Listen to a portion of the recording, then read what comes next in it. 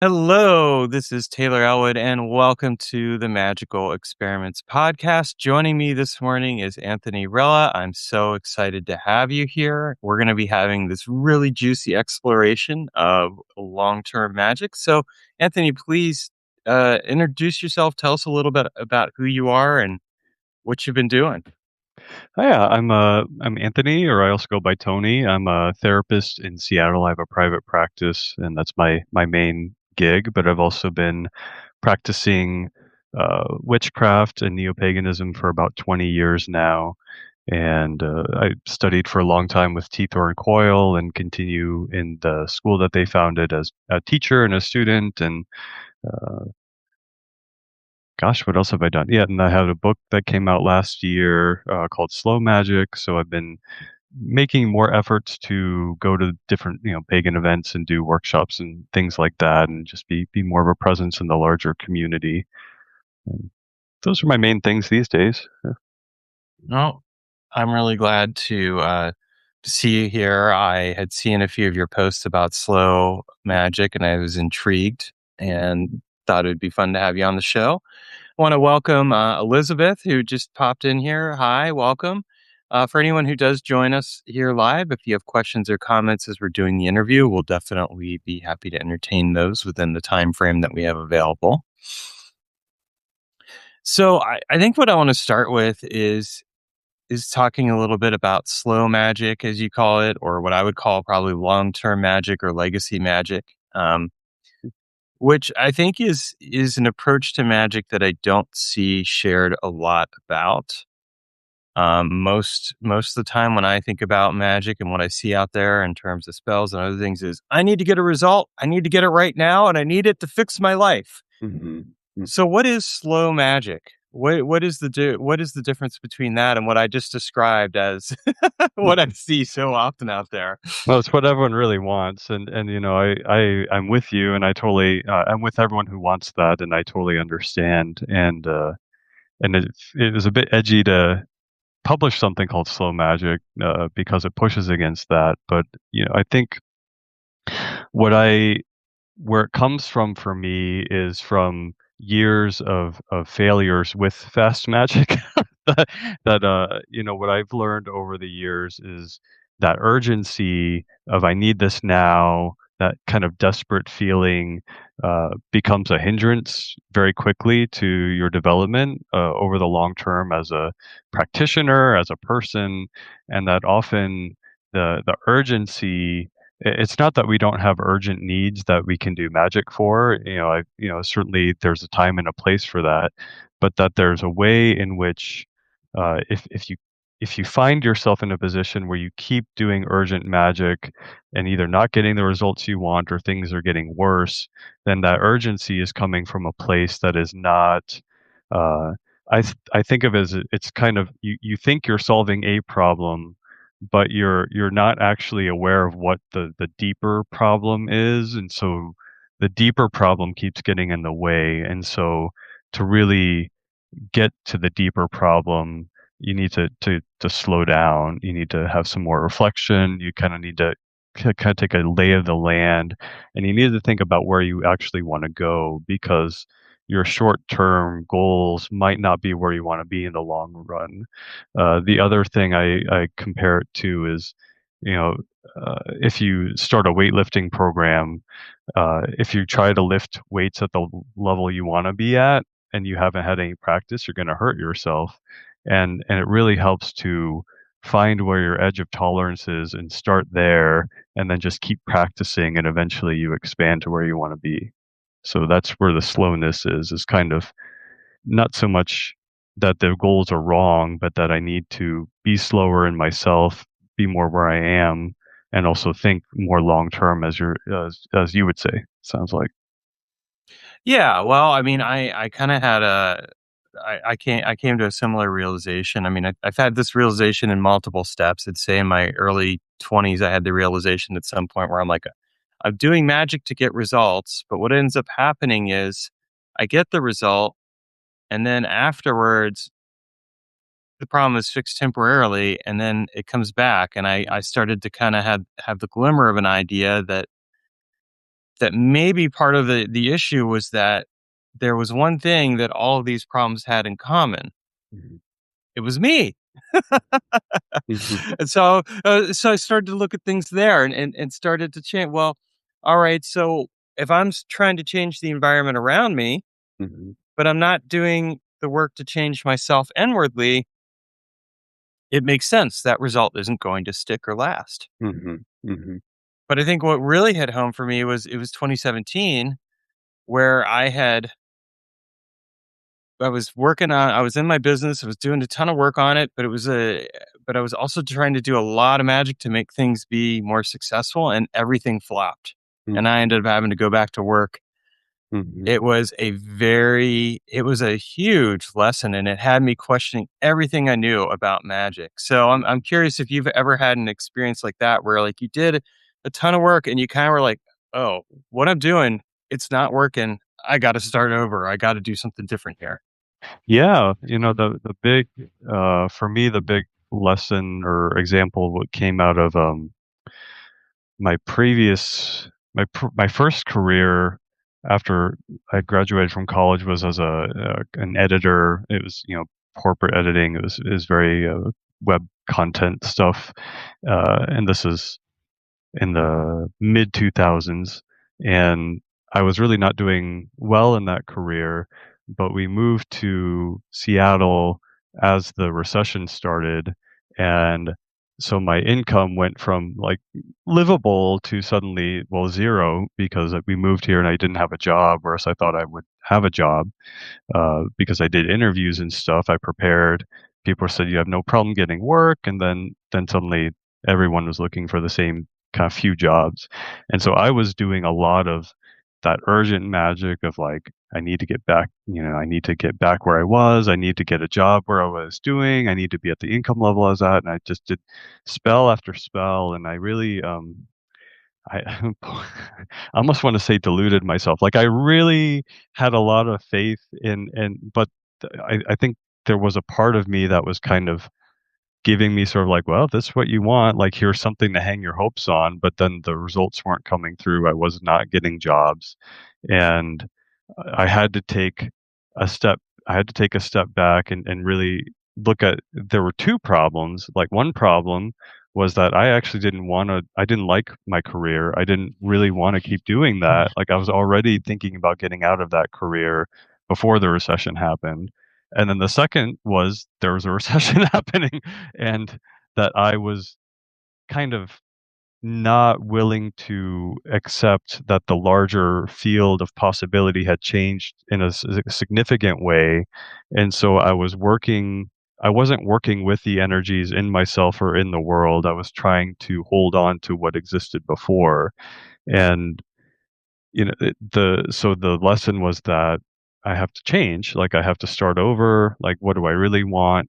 That's when it made sense to go to school and become a therapist, and that served me more in the long run, but it meant a lot of short-term, effort, discomfort, work, and did not get results for a long time that really felt like it took me years before I felt like, "Okay, this is the life I was really trying to create when we moved here," but, I got there.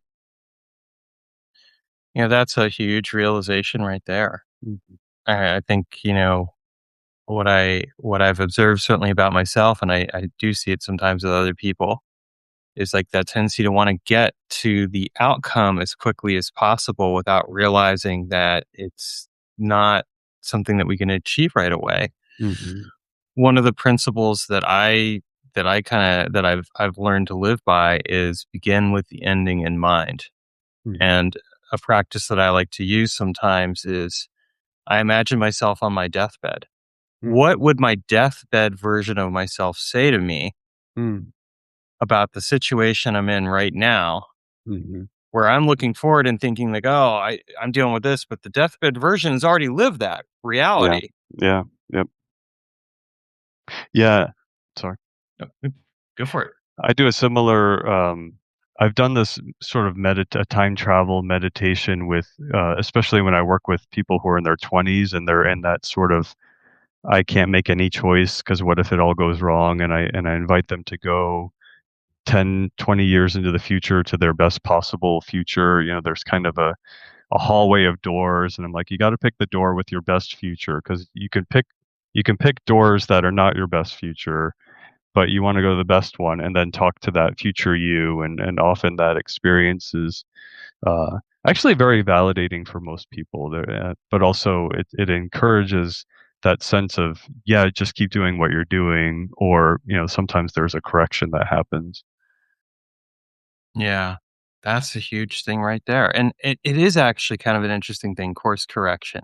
Mhm, When I look at long-term magic, I think of it, it's a difference between will-based magic and actual long-term. So will-based magic is, I'm gonna make this happen as quickly as possible. I'm gonna force it into place. mhm, This is my own definition of it. So for anyone out there who's watching this who doesn't agree, fair enough. But that's, I kind of think of Aleister Crowley's, causing change to occur in conformity with will, mhm, which isn't the full definition, but it's part of it. But then what I think is like, okay, what if instead life and magic itself is like a river mhm, and I'm in the river paddling? mhm, I can paddle as hard as I want mhm, and I might be able to go like I might be able to make a little bit of effort and progress. Or what I could do is I could work with the river. mhm. So what about you? Like when you look at slow magic, does slow magic take that kind of approach where it's like learning to work with and having power with, as opposed to trying to do the power over structure that I see in so many other systems and practices of magic? Totally, yeah. That's very. There's a chapter on will in which I use that metaphor of the river, and that that that our will is how we paddle in the river, and we're in relationship. I kind of think about it as, um, I have a will, you have a will, the wind has a will, the river has a will, all the planets have will. Like, we're in this field of beings that all have their own agency, and it's all flowing together. And so I can only manage my how I engage with the larger field of will. And so, just like when the recession was happening, I couldn't Aleister Crowley my way into dominating this recession for my results, and it wouldn't have served me anyway. But to know what I truly desire, and then be humble and curious and listen to these larger fields. That's what you do divination for, just like, where's the river going today. You talk to people to get their buy-in, to get their support of you, to get their wills on board, and that relational quality really enhances will, and then it become, yeah, working with the river, instead of trying to fight my way across and being exhausted and maybe not getting there anyway.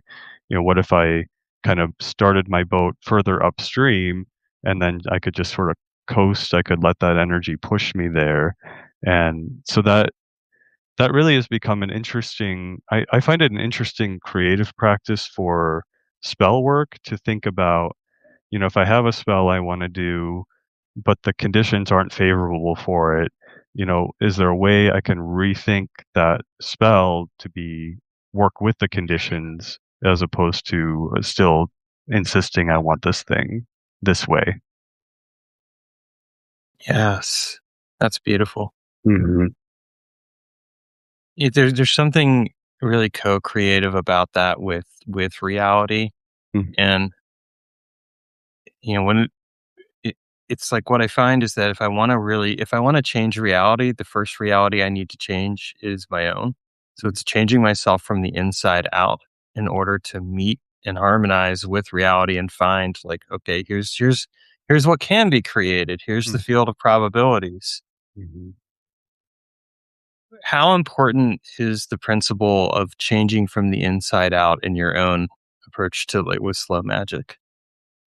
I'd say, it's fairly integral. Is, I think, we my sort of sense is that when you do a long-term working, or you do an ambitious project, kind of one of my sort of I wouldn't go so far as to say this is a law, because I don't think it's that serious, but I think it's a way of thinking about it sometimes. As I think about, if I could have that in my life right now, I would. And so what is it that's not allowing that to be in my life? And that could be all kinds of things that I could have an inner conflict that's preventing it. I could have a lack of skill. I need training, could have a lack of daring.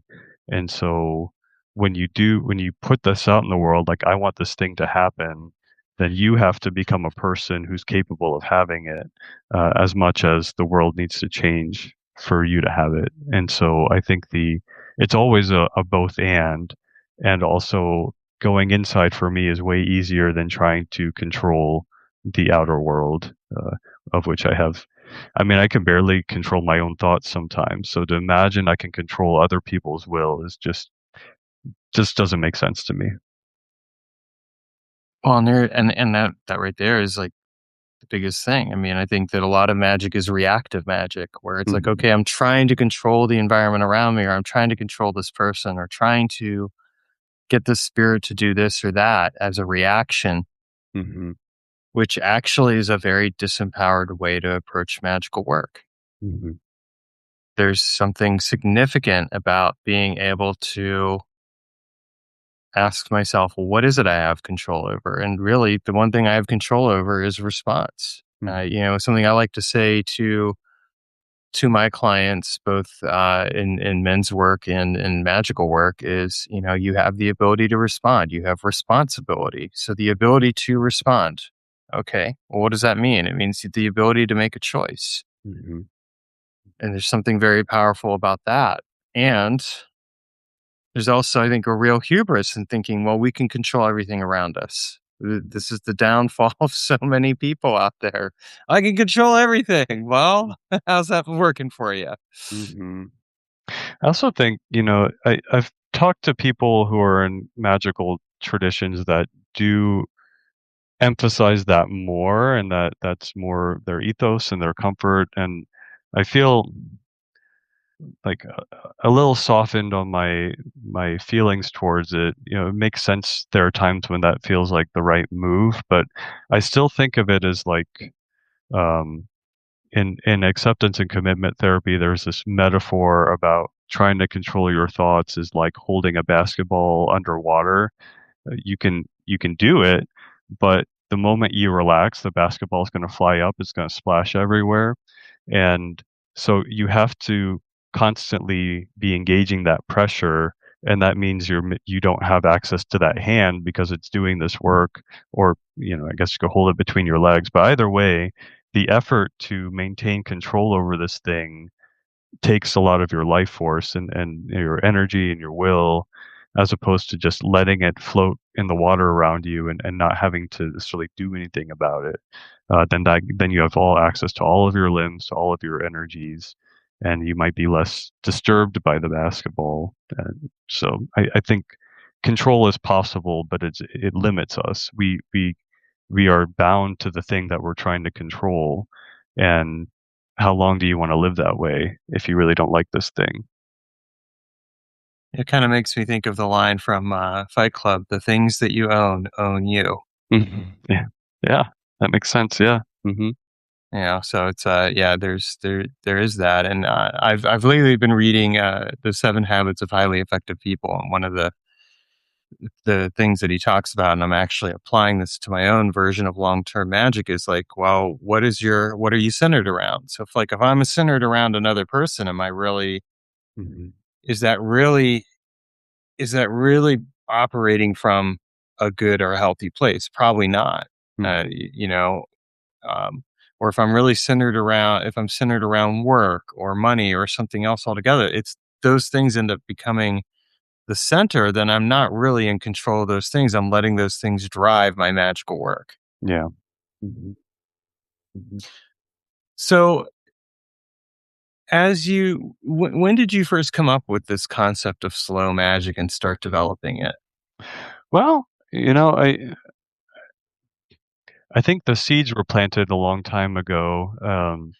I know, you like, years and years ago, I was following you, and you were doing a series of these kinda year-long sort of elemental workings, which I thought was interesting, and then when I studied with Thorn, we did 3 months with each of the elements, which, like, a year would be a lot. 3 months is a lot. But what I found is that having that protected time dedicated to this element, it just really lets you go really deep into it and do you learn a lot, and also it works on you, it transforms you a lot. And I found that really rich, to just Mhm. just really anchor in, and then also is interesting how that becomes the center of your practice. So this quarter, this year, air is the center of my practice, and everything relates to air. And since everything is everything anyway, it kind of is okay to just pick something and just focus on that because it becomes useful, and you can really flesh out the benefits of it and also find the limits of it, and then you move to this other thing to get more whole energies. But anyway, so that's kind of the background, but it all really coalesced.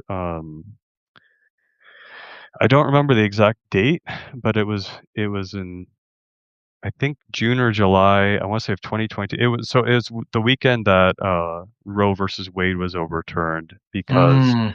we my partner and I were going on vacation, and we were listening to the January 6th hearings, and then Roe versus Wade was overturned, and I had this moment on this trip where I was thinking, like, these people who are anti-abortion have worked so hard when my whole life this was considered settled, it was never gonna change.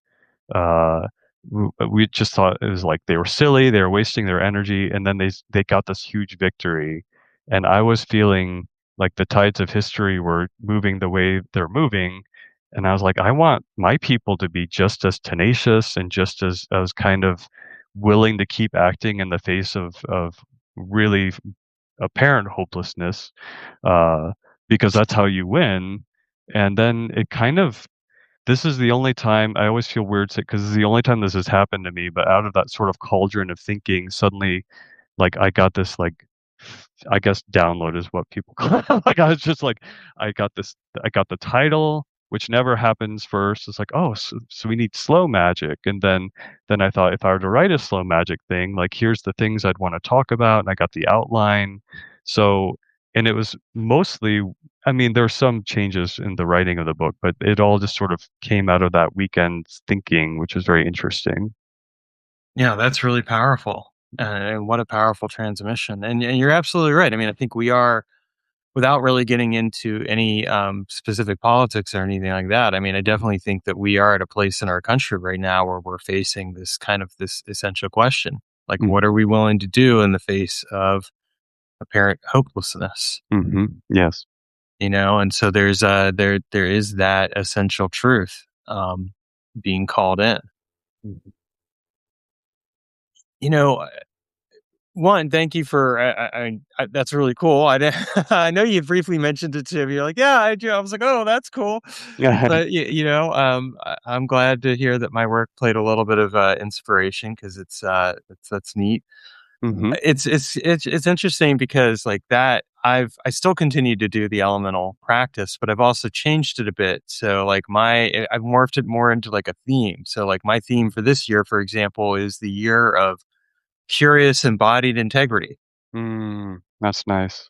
Yeah. And and needless to say, it's been an interesting year so far. I've Mhm, definitely had to come up against some things in a good way where it's like, okay, well, here's where you're out of integrity. So what are you going to mhm, do about that? Like, mhm, how do you embody that integrity?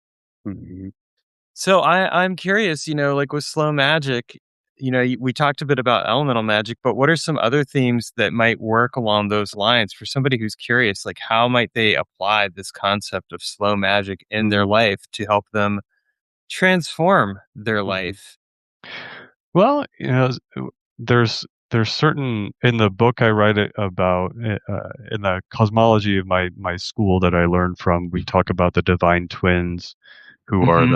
the opposites inherent in all things. They embody all opposite energies, and so I write about kind of 3 aspects of the divine twins in magical work, and, uh, one I call destiny and fate, which is probably a bit more like fate and free will, but destiny seemed to be a better. But just the the the kind of the two-footed nature of, in one way, reality, I have no control over anything. It's all written, like there are forces larger than me making the world happen. And the other way, I'm in complete control and everything's a reflection of my own personal will, and I'm manifesting all of these things as a way, as a lesson for myself. Like both very extreme positions. And the idea is not that you adopt the extreme positions, but you can try on each position and see what it teaches you, because they're both ways of looking at the world and getting information about how to be in relationship with it. And then, I think about old school 3D glasses with like a blue lens and a red lens, and we look through them at the same time, and you see depth, you see reality. And so the idea is maybe to spend time, even as a reflective practice, to think about, okay, if this problem's in my life, what would it mean? Not saying this is true, but what would it mean if this problem keeps coming up because I'm creating it out of my uh, divine powers? I'm manifesting it for myself as some sort of lesson or some sort of like deeper expression of my desire. Like, if that were true, what would that say about me and my magic? And that can be interesting. And then to take on and try on, okay, so what if this problem exists? No matter what I do, it's always going to be here. It's a creation of larger force. It's been assigned to me. It'll never go away with by my actions. Like, what would that mean? Like, what would I do differently? How would I be in relationship with it? And kind of, I find that allowing both possibilities really kind of softens the intensity of it, just softens things, and it creates these movements that are less extreme but more effective, where it feels like, oh, instead of this urgency, I have to get rid of this at all costs, or this helpless surrender of just like I'm just stuck with it forever.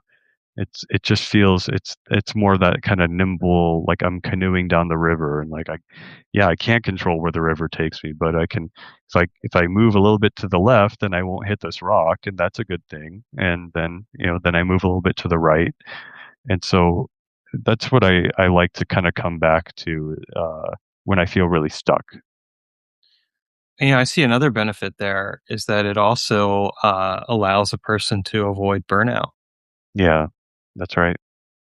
So Yeah. could we speak to that a little bit? Because I think that that's another thing that I see. Like, I've certainly experienced writer's block and creative block, but I've also experienced magical burnout where, Hmm. like 2017 being a great example, where I was just so burned out on everything that I was trying to do. Hmm.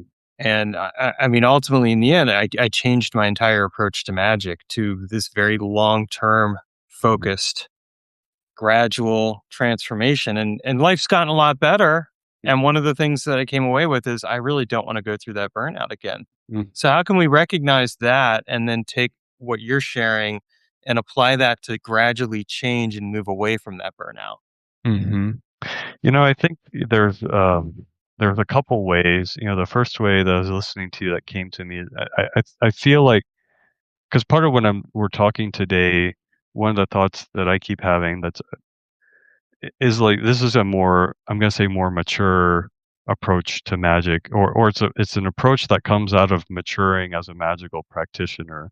And I know that might not land well for newer magical practitioners who are very into the I'm going to master the world phase, which is very important, actually. And I wouldn't say not to do that, because that's a skill to develop that's not necessarily developed. And if you don't kind of try that on, then you don't learn certain things that are still useful no matter what. And after a certain point, it just becomes exhausting. You know, I forget who I read, I forget where I encountered this thought, but it's talking about meditation and consciousness, and do we really want to be conscious over our entire being and controlling every aspect of ourselves? Like, do I really want to choose every second to make my heart beat? Like, In a larger sense, yes, I wanna be choiceful that I'm alive, but actually it's good that some unconscious, like, nervous system forces are kind of regulating a lot of stuff. That's good, it's useful, and then I can kinda manage at the higher level, and so I think too much magic and too much of a sense of will and control becomes super exhausting, and in part because you end up fighting the river, and in part because it's just when do you get to rest? Like when do you just get to be like we're animals. Like we're animals with brains and souls and stuff, but we still like wanna lay by the river and just sun ourselves, or, just be alive and enjoy this world and not having this huge divine purpose all the time. And that is actually a part of our purpose. That's the kind of secret. So, if you're really burning out on too much will and I just can't possibly do this anymore, then it's really nice to lean into the fate part and to lean into for me, lately, I've been really into devotional practice and just I'm giving my first cup of coffee to the goddess Isis every morning, and that's it. I'm not, like, asking for her for anything, I'm not trying to become a priest, and it's just so lovely. It's so nourishing and soft, and that is allowing the river to bring things to me that I would not have even thought or asked for or done work for, and so that becomes this sort of sense of, "Oh, wow, I'm held by this larger world that loves me and cares." Not all of it, there's parts that don't love and care for me, but there are beings who have me, and there are deeper capacities, deeper desires in me that I'm not always aware of. And then, of course, we can also overcorrect too much on that side, we can become too passive, and that creates a sort of like lethargy and kind of despondency and not exactly burnout, but it can just start to feel like too limp of a way of being, and then you might want to engage more will, like, okay, I'm gonna try to do something now, and then it becomes more the river and the canoe is a great metaphor I always come back to because if you lean too much in one way, you'll take on water. If you lean too much another way, you'll take in water. So you want to have a strong center and just be doing this ongoing. I'm going too far this direction, so I'm just going to lean a little bit this way. Mm. I think this also kind of brings to mind something or thought that kind of came up, which is like, when do we let the magic land? Hmm. If I'm always doing magic, Hmm. when am I actually allowing it to become part of my being so that I can actually receive it Right. and let it fully show up in my life? Yes. Yeah. Yeah. And I think there's a real energy thing that happens when you're sending out, out, out, and then it really is, like, not allowing it to come back, and it gets in the way, and as soon as you kind of give up or relax or stop, then things come back to you, like, all of a sudden, things come back to you. Yeah, and that's a really potent experience that actually runs against the productivity culture and society that we live in. Mhm. Like, I think how often have I kind of been like, okay, I've got to work on the next thing. Well, wait a minute. Mhm. What would it be like to slow down, Mhm. perceive, Mhm. and fully embody all this change and transformation I want to bring into my life? Mhm. Mhm. Mm. Mm. Just letting that land right now with you. Yeah, yeah, it's nice, yeah. Yeah. Yeah, it could be I think a little scary, it brings up kind of parts that are like, will I receive it or is it, uh, and what would that mean if I didn't? How long do I wait? But but that's okay for those feelings to be there, and it can be nice to just give them some space too. Like, yeah, what would it mean if I didn't get that? Like, would I still be okay? Like, I might be. Yeah. Hmm. Yeah. Well, and I mean, I think one of the questions that I've found to be really relevant that I learned through attachment therapy is, can we be okay through a rough time together? Mhm. Mhm. Yeah. So I think that we can apply that to, like, can we be okay? Can I be okay with my magic regardless of what I do or don't get? Mhm. Mhm. Can I be okay with my life? Mhm.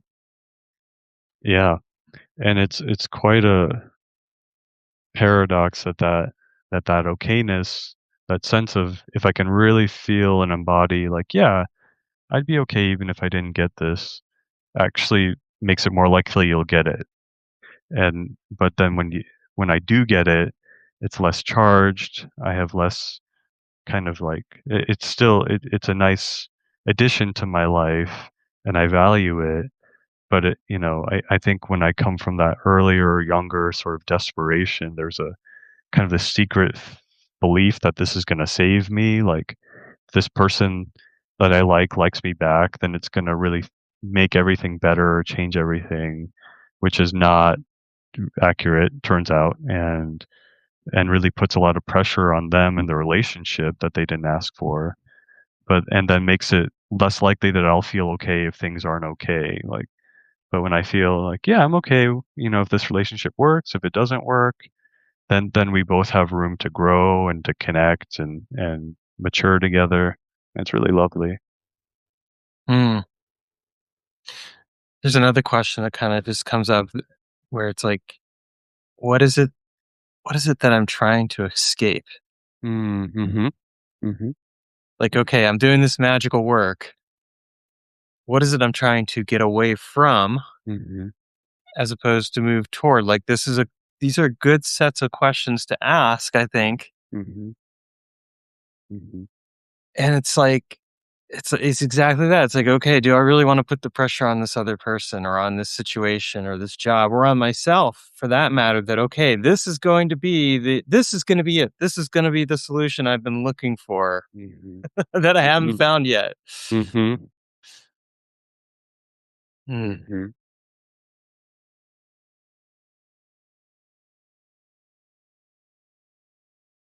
I think that, like, this is kind of why this approach to magic is so needed because it gives us the chance to really be with the magic and let those quiet moments unfold Mhm. where we're not trying to fill everything up in our lives, but instead we're actually just sitting with what is there and Yeah. appreciating the fullness that is. Mhm. And it teaches a lot about desire too, where there's maybe this idea of what I desire that may not be what I actually desire, maybe what I'm actually needing or wanting.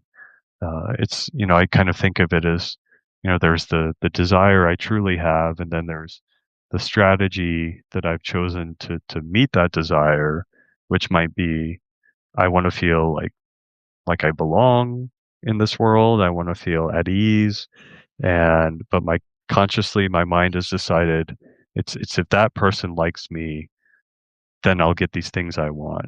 And it usually isn't that clearly articulated. It's just like, oh, I really want that person. I hope they like me. I'll be so crushed if they don't. And doing magic at that level can actually help you to get to the deeper level, even by being, especially by being disappointed. Like, either they don't like me and I have to deal with myself, or we do end up together and it's a nightmare and I still have to deal with myself. But ultimately it's like, oh yeah, that person wasn't the answer. Uh, and it's this desire to belong that's what I'm really trying to access. Hmm.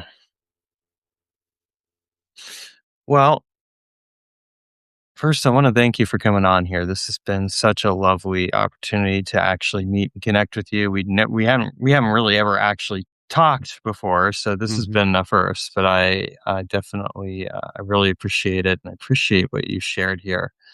Where can people find you, and where can they find your book? Yeah. So I have my full name's Anthony Rella, Rella. I have a Substack here, and then also my website is anthonyrella.com. That's primarily for therapy stuff. I see clients in Seattle, Washington, and I can't work with people outside of the state, which comes up sometimes. And I also have an Instagram that I'm trying to be more present on. That's Anthony Rella PLLC. You can find my book pretty much anywhere. It's available on Amazon or bookshop.org, Barnes and Noble, and also is available as an audiobook through Audible and pretty much anywhere you can get books. Okay, excellent. And for people who are watching this, I'll have some links in the show notes here so you can find out more. And finally, a question I always like to ask people is, what is a word or a phrase of wisdom that we can carry with us into the day moving forward that you'd like to Uh, share?